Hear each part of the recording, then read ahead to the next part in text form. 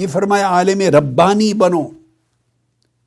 اب یہ جو علم ربانی ہے اس کو امام بخاری نے بیان کیا، اس کو ایک تو کہا کہ یہ ربانی کا لفظ کیا ہے؟ رب سے ہے، رب سے ہی تربیت ہے۔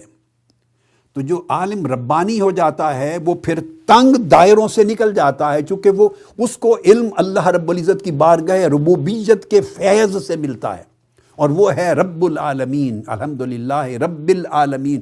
وہ پھر رب ایک طبقے کا نہیں ہے، ایک مکتب فکر کا نہیں ہے، ایک رنگ اور نسل اور ایک زبان بولنے والوں کا نہیں ہے، ایک علاقے کا نہیں، وہ رب ساری کائناتوں کا رب ہے، العالمین کا رب ہے۔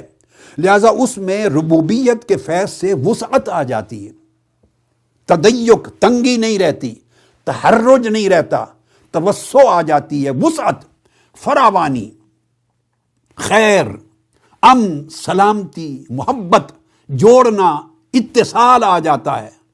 وہ ڈیپتھ میں جاتا ہے اور ہر ایک کی غرض کو سمجھتا ہے اور ہر ایک کی استعداد اور صلاحیت کے مطابق بات کرتا ہے، جو اس کی ضرورت ہے اس کے مطابق بات کرتا ہے۔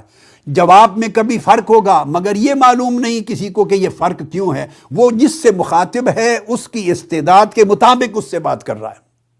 آقا علیہ السلام سے کسی نے پوچھا یا رسول اللہ سب سے افضل اور اعلیٰ عمل کیا ہے؟ اس کو آپ نے فرمایا نماز اپنے وقت پر ادا کرنا، ختم ہو گیا۔ اگلی مجلس ہوئی، ایک صحابی آیا، عرض کیا یا رسول اللہ سب سے افضل اور اعلیٰ عمل کیا ہے؟ فرمایا جہاد کرنا، مجلس ختم ہو گئی۔ ایک اور شخص نے پوچھا یا رسول اللہ سب سے اعلیٰ اور افضل عمل کیا ہے؟ آقا علیہ السلام نے فرمایا حج ادا کرنا۔ ایک اور شخص آیا، پوچھا سب سے اعلیٰ اور افضل عمل کیا ہے؟ آقا علیہ السلام نے فرمایا حسن خلق، اچھے اخلاق سے پیش آنا۔ پھر کسی نے پوچھا سب سے اعلیٰ افضل عمل کیا ہے؟ فرمایا بھوکے کو کھانا کھلانا۔ کسی نے پوچھا یا رسول اللہ سب سے افضل عمل کیا ہے؟ فرمایا سلامتی پھیلانا۔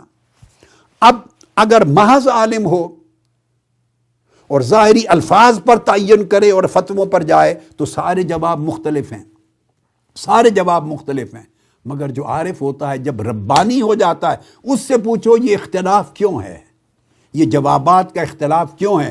عالم ربانی عارف یہ کہتا ہے یہ اختلاف نہیں ہے، یہ سائل کی ضرورت کے مطابق جواب ہے۔ جس کو دیکھا کہ حج سے کتراتا ہے اس کے لیے سب سے اعلیٰ عمل حج تھا، جس کو دیکھا کہ بزدل ہے، اللہ کی راہ میں جان دینے سے ڈرتا ہے، خوف زدہ، اس کے لیے سب سے اعلیٰ عمل جہاد تھا، جس کو دیکھا کہ ماں باپ کی خدمت نہیں کرتا اس کے لیے سب سے اعلیٰ عمل بر الوالدین تھا، جو کنجوس ہے کھانا نہیں کھلاتا اس کے لیے سب سے اعلیٰ عمل لوگوں کو کھانا کھلانا تھا، جس سائل کے حال کو دیکھا کہ یہ شخص نماز وقت پر نہیں پڑھتا اس کے لیے سب سے ارفع عمل نماز کا وقت پر پڑھنا تھا۔ الغرض عارف لوگوں کے احوال کو جانتا ہے، ان کے باطن کو جانتا ہے، ان کی اندر کی کیفیات اور ضروریات کو جانتا ہے، وہ ان کے مطابق جواب دیتا ہے۔ ممکن ہے 10 بندوں نے ایک ہی سوال کیا، وہ 10 کے 10 لوگوں کو جدا جواب دے، اب اس جواب کو پکڑیں گے تو لڑ پڑیں گے آپس میں، کوئی کہے گا یہ افضل عمل ہے، وہ کہے گا یہ افضل عمل ہے، وہ کہے گا نہیں یہ افضل عمل ہے۔ بھائی سارے عمل افضل ہیں، سارے ہی عمل افضل ہیں، کس کے لیے؟ جس جس کی جیسی ضرورت ہے، اس کے لیے یہ، اس کے لیے یہ، اس کے لیے یہ اور اس کے لیے یہ۔ اس طرح طبائع کا اختلاف، باطنی ضروریات کا اختلاف، سائل کے حالات کا اختلاف جواب کو مختلف کرتا ہے مگر مقصود اور غرض ایک رہتی ہے۔